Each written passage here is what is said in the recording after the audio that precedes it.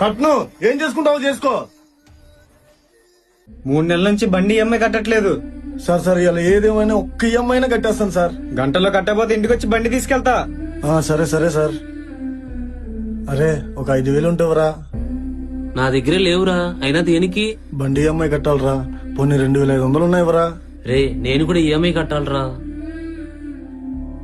అరే చెల్లి ఒక 5,000 ఉంటేవమ్మా.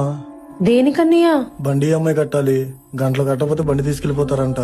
నువ్వు అప్పు తీసుకున్న వాళ్ళకి సరిగ్గా కట్టుంటే ఇవాళ పరిస్థితి వచ్చేది కాదు, వాళ్లే ఇచ్చేవాళ్ళు. నువ్వు ఆ రోజు చీటీ ఆయనకి చెప్పిన సమాధానం ఈ వీధిలో అందరూ చూశారు. కట్ను ఏం చేసుకుంటావో చేసుకో. ఇప్పుడు నాకు ఎగ్గొట్టిన డబ్బులతో నువ్వు పెద్దోడు అయిపో, నేను చిన్నోడు అయిపోను. ఈ రోజు నువ్వు నేను ఇలా ఉన్నావు, రేపు ఎలా ఉంటాయో ఎవ్వడికి తెలియదు. ఒక్కసారి పరపతి పోతే మళ్ళీ తిరిగి రాదు. ఎక్కడ అప్పు కూడా పుట్టదు. నా దగ్గర డబ్బు